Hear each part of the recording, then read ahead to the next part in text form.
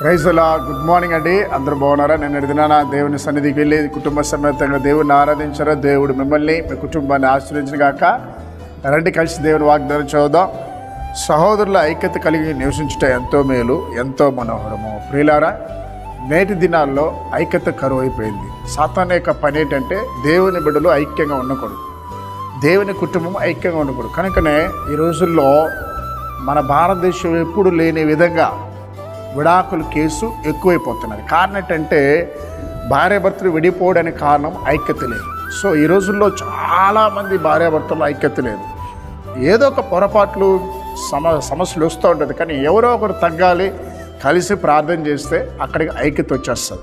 కనుక ఐక్యత ఉంటే దేవుడు కార్యాలు చేస్తాడు. ఈ రోజుల్లో చూస్తున్నాం, అన్నదమ్ముల మధ్య ఐక్యత లేదు, అక్క చెల్లెల మధ్య ఐక్యత లేదు.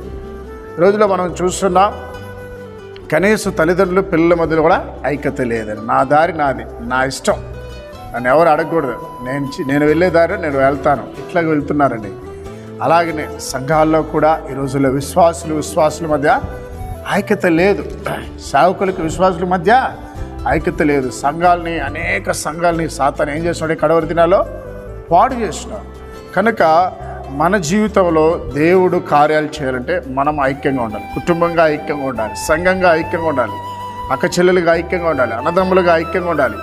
కాబట్టి అప్పుడు సాతాను మనల్ని ఏమి చేయలేడు. కాబట్టి ప్రతి దినము ప్రార్థించండి, మీ కుటుంబ ఐక్యత కొరకు ప్రార్థించండి, సంఘాల ఐక్యత కొరకు ప్రార్థించండి, దేవుని సేవకుల యొక్క ఐక్యత కొరకు ప్రార్థించండి. అట్టి కృప దేవుడిచ్చిలాగా నా ప్రార్థన చేద్దాం.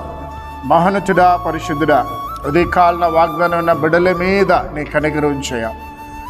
ఎంతోమంది నా ప్రభా, ఇదిగో యేసయ్యా, ఉదయకాలన ప్రభా అనారోగ్యంతో ఉన్నాను నాయన. యేసయ్యా, నీ కనికరగల హస్తవారిని ముట్టండి అయ్యా. ప్రతి ఒక్క కిడ్నీ వ్యాధిగ్రస్తులు, ప్రతి ఒక్క ఊపిరితిత్తుల సమస్యలు ఉన్నవారిని, ప్రతి ఒక్క ప్రభా ఎదుగున నా తండ్రి క్యాన్సర్తో బాధపడుతున్న వారిని, కడుపు నొప్పితో బాధపడుతున్న వారిని, తలనొప్పితో బాధపడుతున్న వారిని యేసు నామములో ముట్టి బాగుచ్చాను నా ప్రభా. మరొకసారి నా ప్రభా, ఉదయకాలం నా తండ్రి ఎంతోమంది నా ప్రభా అనాథ పిల్లలు ఉన్నారు, వారికి సహాయం చేయండి అయా. వృద్ధాప్యంలో కలిగిన వారిన వారికి మీరు తోడునమని ప్రార్థిస్తున్నాను తండ్రి. ముఖ్యంగా యేసయ్యా, ప్రత్యేకించిన ఉదయకాల నా ప్రభా, ఎవరైతే నా ప్రభా ఆర్థిక ఇబ్బందులు ఉన్నారో వారికి సహాయం చేయండి. ఈరోజు పుట్టినరోజు, వివాహ దినం జరుపుకున్న బిడ్డల్ని దీవించమని యేసు నామములో ప్రార్థిస్తున్నాం తండ్రి. ఆమేన్.